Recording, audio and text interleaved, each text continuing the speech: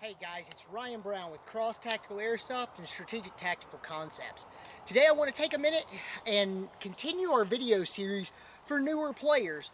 Some of the newer players out there that I see, they don't actually know some of the basic skills about pistols and rifles that are necessary to be effective game players. So we're trying to help you with that. We're trying to get out here and make some videos, help you guys out, and tell you exactly what you need to know. Now, during these videos, I will do some clips or some pictures. I'll put them in and explain what they are. But basically, all this one's talking about is how to properly align sights, get a good sight picture, and how to appropriately fire the weapon. First off and foremost, most people have no idea how they line sights up and an appropriate sight picture.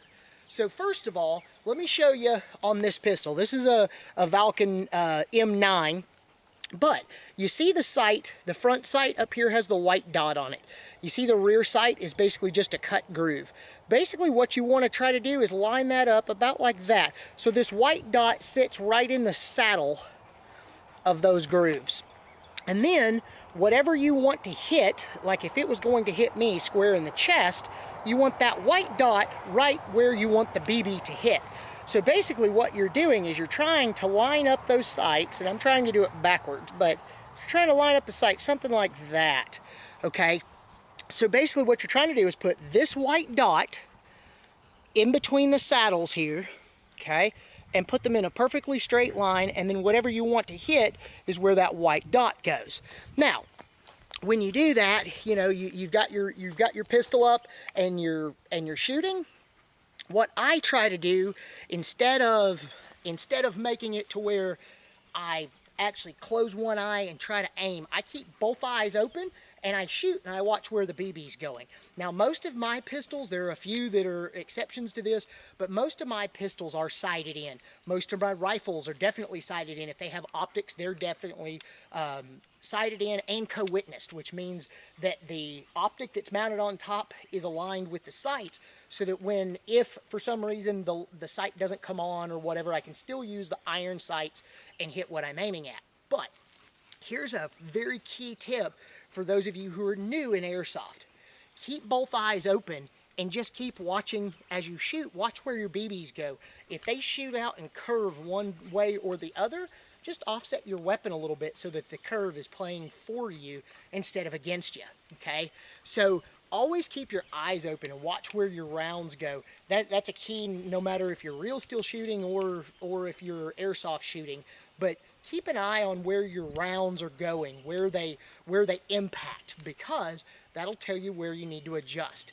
Also, don't forget that even on pistols, most pistols you have to take the slides off to get to them, but even on pistols you have a hop up, okay? And on this one, as you see, it's that little bitty hole right in there, and they have hop ups even on pistols. So with your pistols, you'll have to do a little bit of adjusting. You know, you'll have to shoot and then adjust it, shoot and adjust it, shoot and adjust it. And that's just the way most of them are made. But the key here is that you've got to do a little bit of prep work prior to going out to the range and just shooting a bunch of rounds. You've got to do some prep work. Get out there, fire a couple of rounds, watch and see if they go up towards the sky. If they do, adjust your hop up a little bit. If they shoot out and curve straight down, then get out and adjust your hop up a little bit. Adjust your hop up and down and get them to where they fly straight, and then they kind of fall off. So guys, one of the key things, again, is lining up that dot in that saddle. If you have white dots on the rear and white dots on the front, all three dots should be in a perfectly straight line. The middle dot should be on what you want to hit. But don't forget, whenever you come up and you're shooting, if you keep both eyes open, you can see where your BBs are going, and you can also see that white dot in the middle of everything. So whenever you come up and you get on target, make sure that you're watching where your BBs are hitting, and you can adjust for that. But guys, when you're getting out there and you're running and you're trying to shoot, a lot of this stuff doesn't help, but keeping your eyes open does, because you can see where your BBs are going, you can see what you're hitting and what you're not hitting. Hey guys, another great training tip is, as many of you guys know, when I play Airsoft, I play with one of about 8 pistols as my primary backup weapon, or my secondary weapon. Okay, my primary is generally an M4, an AK, something like that, and then I generally go to one of my secondaries. But I also carry, as many of you guys know, I carry a secondary, which is basically just a backup pistol. But it's key that I get out and train with it just as much as I train with my secondary pistol. Because if I get out and I know my primary and I get out and work with it, that's great. I know it inside and out. But if I don't get out and work with my backup and I'm not as familiar with it, then I've got problems. It is important because I hear new players all the time that come out to our field, and when their primary malfunctions, they go to their secondary and they're like, well, I'm not as familiar with it. Guys, that is a horrible idea. It's a really bad practice to get into, because once your primary goes down, you only have your secondary. If you don't have a secondary or a backup pistol, then you're kind of stuck. You need to make sure you train just as much with your secondaries and all of your other secondary weapons as much as you do with your primary. So make sure you get out there and train with them.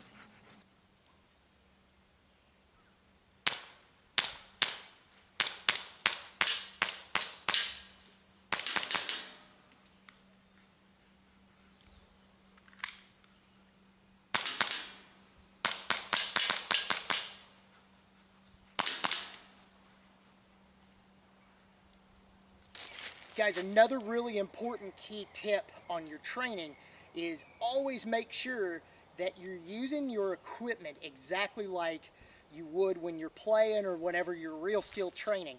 So if you wouldn't intentionally set your gear up so that you're, if you wouldn't intentionally carry your holster all the way back here on your back, don't do it in training. If you wouldn't just shove stuff in your pockets, don't do that in training.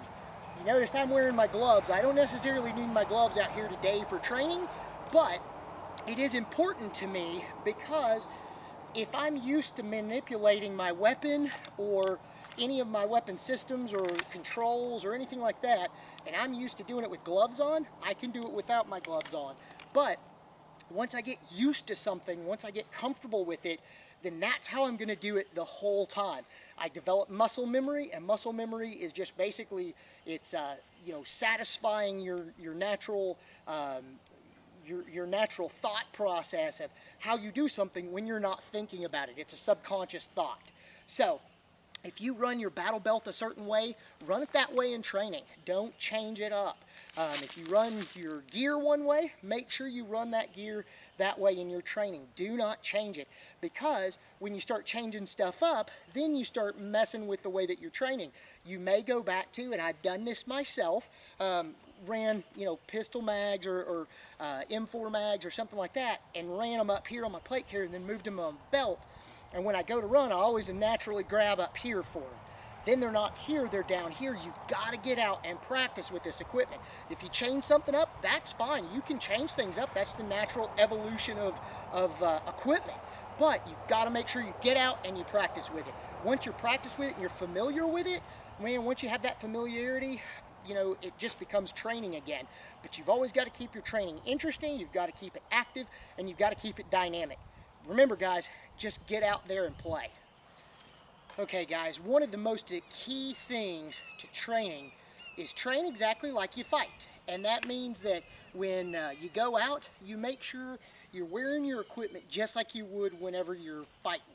You also, when you come out, use the exact same equipment. Keep it in the same place. That way mag reloads feel exactly the same as they will in real life. You also want to get used to manipulating your safeties. You want to get used to your slide action. So if you run a 1911, you don't normally keep it chambered, don't keep it chambered whenever you're training. When you come out here, make sure you set up your targets and stagger them up. Don't intentionally try to remember where they are so that you remember what's closest and what's furthest away.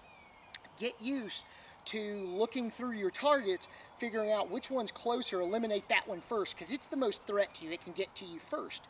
So make sure you find whatever's closest to you and eliminate that one first. Work till it gets further back. But as you're working through them, make sure that you find Make sure that you find your targets of opportunity. Make sure that you know when you're working through those things. Make sure that you get in there and you know where your equipment is.